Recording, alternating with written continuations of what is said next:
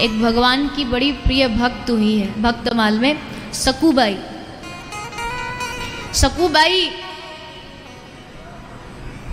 विट्ठल भगवान को इतना भजती है, इतना प्रेम करती, इतना उनके साथ उनका आनंद है, इतना लगाव है। आहा, दिन रात एक ही भाव रहता था, सारे लोग पंढरपुर जा रहे, मैं कब जाऊंगी, मैं पंढरपुर कब जाऊंगी, मैं अपने विट्ठल नाथ से कब मिलूंगी, कब उनको निहारूंगी, बस यही भाव दिन रात सोचती थी। ब्याह हो गया, उसके पश्चात घर आ गई, ससुराल आ गई। ससुराल से भी सब लोग जाते पंढरपुर, सबको देखती है, सब जा रहे, लेकिन वो स्वयं नहीं जा सकती। क्यों? क्योंकि उसका पति और उसकी जो सास है वो इतने कठोर है कि उसको भजन ही नहीं करने देते। तुम भजन नहीं करोगी, तुम पंढरपुर नहीं जाओगी, लेकिन फिर भी वो उसी भाव में लगी रहती है, भाव में लगी रहती है। एक दिन सोच लिया अब तो यहाँ से जाना है पंढरपुर कैसे भी, और चलने की ओर अग्रसर। ये कथा बड़ी लंबी है, समय इतना है नहीं, लेकिन आपको बस इसकी जो मूल बात है कि जाने को तैयार हो गई, राजी हो गई जाने के लिए, लेकिन तभी सास ने देखा कि ये तो जा रही है भाग करके, तो क्या किया, रस्सी लाई और रस्सी से सक्कूबाई को बांध दिया। अब सक्कूबाई को बांध दिया, चली गई। अब बेचारी सक्कूबाई 1, 2, 5, 10 दिन हो गए, कई दिन बीत गए, वहां बनी बनी खड़ी, और बस कोई दुख दूसरा नहीं, भोजन पानी मिल रहा वो दुख नहीं, पर मैं पंढरपुर कब जाऊंगी, मैं पंढरपुर कब जाऊंगी, विट्ठोबा से कब मिलूंगी मैं। बस वही खड़ी खड़ी वही सोचती रहती है, रोती रहती है। ठाकुर जी ने सोचा आज मेरी भक्ता बड़ी कष्ट में है, मैं जाऊं इसकी रक्षा करूं। और क्या किया भगवान एक सहेली का रूप बना करके आ गए।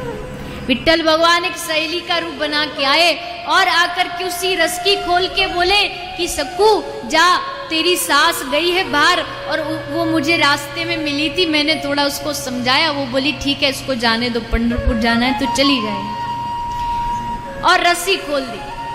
सक्कूबाई के आनंद की सीमा नहीं रही, सहेली को गले लगाया, वो गले लगा के चली गई। अब गले लगा के वो तो चली गई, अब फंस गए ठाकुर जी। अब ठाकुर जी फंस गए, क्यों? क्योंकि अब अगर सक्कूबाई नहीं दिखी तो ये पूरा परिवार उसे ढूंढने जाएगा, देखेगा कि कहाँ गई सक्कूबाई, सक्कूबाई कहाँ गई, तो इसलिए उसका पीछा ना करे, इसलिए क्या किया, बोले भगवान स्वयं सक्कूबाई बन करके अपने आप को रस्सी से बांध करके खड़े हो। आप भक्तमाल पढ़िए, ये कथा पढ़िए, इतना तक लिखा है कि इतना मारा गया भगवान को इतना मारा गया उस रस्सी से, बंधे बंधे, न भोजन न पानी, और भगवान बंधे रहे, मार सहते रहे। आप बताइए क्या वो भगवान इतना कमजोर है कि वो वहां खड़ा खड़ा मार सहन करे? क्या वो भगवान एक क्षण में ये नहीं कर सकता था कि जो मेरे भक्त के ऊपर कष्ट करे उसको एक क्षण में सब बदल देते? लेकिन भगवान ने क्यों नहीं किया? क्योंकि भगवान को अपने भक्त की सेवा करने में बड़ा आनंद आता है, उनको बड़ा रस आता है। मार सहते रहे और आनंद में रहे, आनंद में रहे। सक्कूबाई चली गई, खूब पंढरपुर रही कई दिनों तक, खूब नाची, खूब गाई, खूब आनंद लिया, सब आनंद लिया। और जब वापस आई अपने गांव, आकर के देखा, पता चला वहाँ पनघट पर वो सहेली मिली। सहेली ने समझाया, बताया कि बहन तूने बड़ा बड़ा तेरा आभार, क्योंकि ठाकुर जी वहाँ भी थे और सहेली बन के पनघट पे भी आ गए, तेरा बड़ा बड़ा आभार कह कर के जब घर गई, सास ने देखा एक सक्कू यहाँ बंधी, एक सक्कू वहाँ है। कौन है ये कौन है जो यहाँ बंधा है?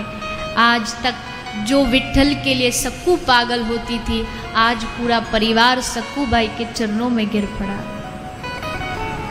हमसे कितनी बड़ी भूल हुई, हमने ठाकुर को, हमने भगवान को रस्सी से बांध करके इतना सब किया, और भगवान मार सहते रहे। आप विचार करिए कैसी दीनता होगी, कैसी भक्त वत्सलता होगी भगवान की।